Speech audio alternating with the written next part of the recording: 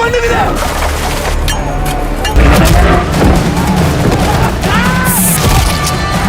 தங்கலான் படத்துல இருந்து trailer release ஆயிருக்கு. இந்த ட்ரைலர்ல இருந்து கதையை ஓரளவுக்கு புரிஞ்சுக்க முடியுது. இருந்தாலும் நிறைய மிஸ்ட்ரியஸான விஷயங்களை டைரக்டர் வச்சிருக்காரு அப்படிங்கிற மாதிரி தான் தோணுச்சு. அண்ட் அது என்னென்ன அப்படிங்கறத தான் நாம இன்னைக்கு வீடியோல பார்க்க போறோம். வாங்க வீடியோக்குள்ள போலாம்.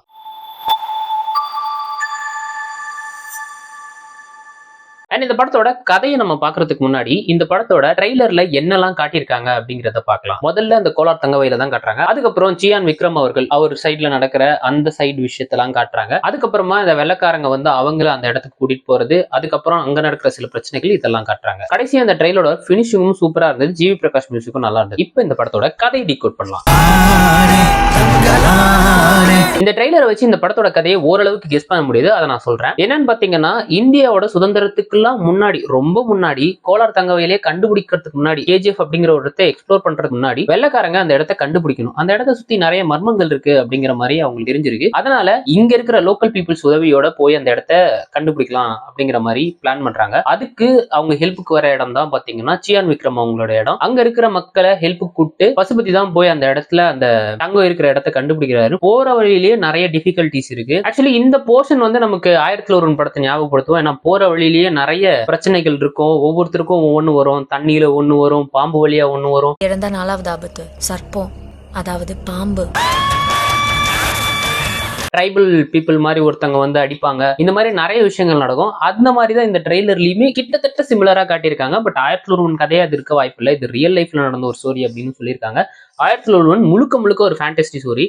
அண்ட் அப்படி போய் அவங்க வந்து அந்த 10 பேர் கொண்ட குழு போய் வந்து முதல்ல அவங்களுக்கு ஏதோ ஒன்று ஆயிடுது. அதனால அந்த இடத்த பத்தின ஒரு மர்மம், பயம் எல்லாமே இருக்கு. திரும்பவும் வெள்ளக்காரங்க இவங்க கிட்ட ஹெல்ப் கேட்கறாங்க. அப்போ மொத்தமா போய் அங்க இறங்கி இவங்களால மட்டும்தான் பண்ண முடியும் அப்படின்னு தோணிடுச்சு. ஏன்னா 1-2 பேர் உயிரோட அங்க இருந்து வந்துட்டாங்க இல்லையா. இவங்க தான் அங்க போய் இதெல்லாம் பண்ண முடியும் அப்படிங்கறது தோணுனதுக்கு அப்புறம் இங்க இருக்கிற மக்களை மொத்தமா கூட்டிட்டு போய் அங்க இறக்கி மொத்தமா வேலை பார்க்க ஆரம்பிக்கிறாங்க.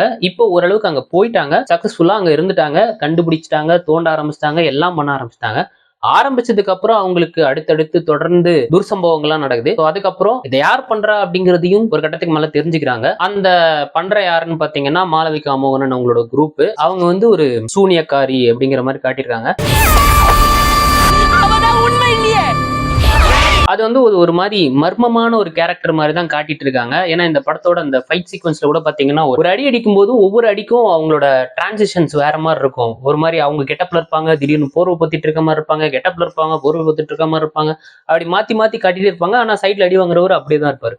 ஸோ அப்படி பார்க்கும்போது இந்த படத்துல இந்த கேரக்டர் மேல இருக்கிற ஒரு கியூரியாசிட்டி அதிகமாகுது. ஸோ இப்போ இங்க இவங்களுக்கும் அவங்களுக்கும், அதாவது மாளவிகா மோகன் குரூப்பும் விக்ரம் அவர்கள் குரூப்புக்கும் நடக்கிற அந்த ரைவல்ரி தான் இந்த படமா இருக்கும்னு நினைக்கிறேன். இவங்க எல்லாத்தையும் மீறி அங்க இருந்து எப்படி தங்கத்தை எடுக்கிறாங்க அப்படிங்கறதான் படமா இருக்கும்னு நினைக்கிறேன். அதனாலதான் தங்கலான் அப்படின்னு பேர் வச்சிருக்காங்கன்னு நினைக்கிறேன். ட்ரெய்லரா பார்க்கும்போது என்னடா கதை சிம்பிளா இருக்கு அப்படின்ற மாதிரி யோசிச்சிருக்கலாம். ஆனாலுமே ஒரு வகையில மிஸ்டீரியஸா இருக்கு அப்படிங்கிற மாதிரி யோசிச்சிருக்கலாம். ஆனா பாரஞ்சித் அவர்களுடைய ரைட்டிங் மேல எனக்கு ஒரு நம்பிக்கை இருக்கு. இன்ஃபேக்ட் அவரோட கேரக்டர் ரைட்டிங் எல்லாமே ரொம்ப சூப்பரா இருக்கும். ஒரு சாதாரண செவுரு பத்தின ஸ்டோரியவே அவ்வளவு சூப்பரா பண்ணியிருப்பாரு. ஒரே டைம்ல 2 பாக்ஸிங் படம் வந்தது. ஒன்னு ஹிந்தில வந்தது, ஒன்னு தமிழ்ல வந்தது. இன்ஃபேக்ட் ஹிந்தில இருந்து வெள்ளக்காரங்க வரைக்கும் எல்லாருமே அந்த ஒரு பாக்ஸிங் படத்தை பத்தி பேசினாங்க. அதான் சார்பேட்டா பரம்பரை. அதே டைம்ல ரொம்ப அதிகமான பொருட்செலவு எடுக்கப்பட்ட ஹிந்தி படத்தை பெருசா யாரும் பேசவே இல்லை. இன்ஃபேக்ட் கம்பேரிட்டிவ்லி இந்த படம் வந்ததுனால அந்த படத்தை போட்டு சம்மடி அடிக்க ஆரம்பிச்சாங்க. அந்த அளவுக்கு ஒரு பயங்கரமான ஒரு ஹிட் கொடுத்தாரு. பட் அந்த படம் தியேட்டருக்கு வந்ததுன்னா இன்னும் சூப்பரா ஓடி இருக்கும். அதுக்கப்புறம் இவர் ரொம்ப நாள் கழிச்சு தியேட்டர்ல வர ஒரு படம். இன்ஃபேக்ட் நட்சத்திரம் நகர்கிறது நான் பார்க்கவே இல்லை. எனக்கு அந்த படத்தை பத்தி பெருசா ஐடியா இல்லை. பட் எனக்கு பாரஞ்சித் அவர்களுடைய கடைசி படமா எனக்கு ஞாபகம் இருக்கிறது சார்பேட்டா பரம்பரை தான். அந்த படத்துக்கு அப்புறமா எந்த படத்தின் மேலதான் எனக்கு ஒரு பெரிய எதிர்பார்ப்பு இருக்கு. அண்ட் சியான் விக்ரம் அவர்கள் இந்த படத்துக்கு எந்த அளவுக்கு உழைப்பு போட்டிருக்காரு அப்படிங்கிறது ட்ரைலர்லயே ரொம்ப சூப்பரா தெரியுது. அண்ட் சியான் விக்ரமா இருக்கட்டும், ஆக்ட்ரஸ் பார்வதியா இருக்கட்டும், இந்த படத்துல அவங்க இதுக்கு முன்னாடி பண்ண கொஞ்சம் சேலஞ்சிங்கான ரோல்ஸ் தான் பண்ணிருக்காங்க. பட் இந்த படத்துலயே ரொம்ப முக்கியமான ஒரு கேரக்டர் பண்ணிருக்கிறவங்க தான் மாளவிகா மோகனன். ரொம்ப வருஷம் கழிச்சு இவங்களுக்கு இப்பதான் ஒரு சேலஞ்சிங்கான ப்ராப்பரான ரோல் கிடைக்குதுன்னு நினைக்கிறேன். ஏன்னா இப்ப வரைக்குமே எனக்கு வந்து இவங்கள ஒரு இன்ஸ்டாகிராம் மாடல் அப்படிங்கிற ஃபீல்ட்ல தான் இருக்கு. இவங்களை வந்து ஒரு சினி ஆக்ட்ரஸ் நிறைய படங்கள் நடிச்சிருக்காங்க அப்படிங்கிற ஃபீலே என் மண்டைக்குள்ள ஏற மாட்டேங்குது. இவங்களை வந்து ஒரு இன்ஸ்டா மாடல் மாதிரி தான் எனக்கு மைண்டுக்குள்ள இருக்கு. ஏன்னா படம் நடிச்சிருக்காங்க, தளபதி கூட எல்லாம் படம் நடிச்சிருக்காங்கன்னா கூட எனக்கு எந்த படத்துலயும் இவங்களோட நடிப்பு பெருசா எனக்கு ஃபீல் ஆன மாதிரி எனக்கு தோணவே இல்லை.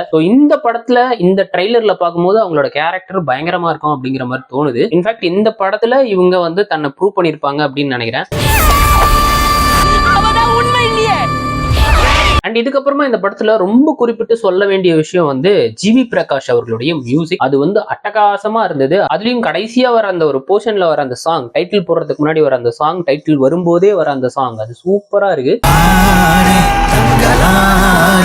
ஜிவி பிரகாஷ் அவர்களுடைய மியூசிக்கும் செமையா இருக்கு, சாங்கும் செமையா இருக்கு. இன்ஃபேக்ட் 1001 அவர் தான் மியூசிக் டைரக்டர். இந்த படம் மாதிரி இருக்குன்னு சொன்னேன் இல்லையா, அந்த படத்துக்கும் அவர் தான் மியூசிக் டைரக்டர். பட் இந்த படத்துக்கும் அவர் தான் மியூசிக் டைரக்டர். ரொம்ப சூப்பரா போட்டு கொடுத்திருக்காரு. ஸோ இந்த படத்துல இருந்து வந்த டீசரா இருக்கட்டும், ட்ரைலரா இருக்கட்டும், எல்லாமே ரொம்பவே நல்லா இருக்கு. படமும் இதே அளவுக்கு நல்லா இருக்கணும் அப்படின்னு நினைக்கிறேன். ஒரே ஒரு குறையா சொல்லணும்னா சிஜி மட்டும் அங்கங்க லைட்டா பிசிறுச்சு. ஆனா அதை எல்லாத்தையும் தூக்கி சாப்பிடுற மாதிரி எடிட்டிங் வைஸ் அது செமையா மேட்ச் பண்ணியிருந்தாங்க. சிஜி மட்டும் கொஞ்சம் பிசுறு தான். இன்ஃபேக்ட் படம் வர்றதுக்குள்ள அதெல்லாம் சரி பண்ணிடுவாங்கன்னு தான் நினைக்கிறேன். குறிப்பிட்டு சொல்லணும்னா இந்த ட்ரைலர்ல யூஸ் பண்ண டிரான்சிஷன்ஸ்லாம் சூப்பரா இருந்தது. அதுலயும் அந்த விக்ரமோட டிரான்சிஷன், மாளவிகா மோகனன் அங்கங்க ஃபைட் பண்ணும்போது சின்ன டிரான்சிஷன் டக்குன்னு பண்ணியிருப்பாங்க. அது ரொம்ப கவனிச்சு பாத்தீங்கன்னா தெரியும். அது கூட ரொம்ப சூப்பரா இருந்தது. அண்ட் இந்த படத்தோட ட்ரெய்லரோட கடைசியில வந்து இந்த படத்தோட ரிலீஸ் டேட் போடுவாங்க அப்படின்னு நிறைய பேர் எக்ஸைட்டா வெயிட் பண்ணாங்க. பட் இதுல வந்து அதை பண்ணவே இல்லை. ஆனா இதுக்கு முன்னாடி வந்த இன்டர்வியூஸ்ல வந்து ஸ்டுடியோ கிரீன் ஞானவேல் ராஜா வந்து இந்த படம் வந்து ஆகஸ்ட் 15 ரிலீஸ் ஆக போகுது அப்படிங்கறத சொல்லியிருக்காரு. அவர் தான் ப்ரொடியூசர். அந்த வகையில பார்க்கும்போது இந்த படம் ஆகஸ்ட் 15 தான் வரப்போகுது அப்படிங்கிறது தெரிஞ்சு போச்சு. பட் எதனால இந்த படத்தோட ட்ரெய்லர்ல அந்த டேட்டை வைக்கல அப்படிங்கிறது தெரியல. மேபி இதுக்கப்புறம் ஒரு போஸ்டர் போட்டோ இல்ல அதுக்காக தனியா கிளிம்ஸ் விட்டோ அனௌன்ஸ் பண்ணுவாங்கன்னு நினைக்கிறேன். அண்ட் இந்த ட்ரெய்லர் பார்க்கும்போது நீங்க எப்படி ஃபீல் பண்ணீங்க அப்படிங்கறத மறக்காம கமெண்ட் செக்ஷன்ல சொல்லிட்டு போங்க. நம்ம சேனலை மறக்காம சப்ஸ்கிரைப் பண்ணிக்கோங்க. டாடா, பாய் பாய்.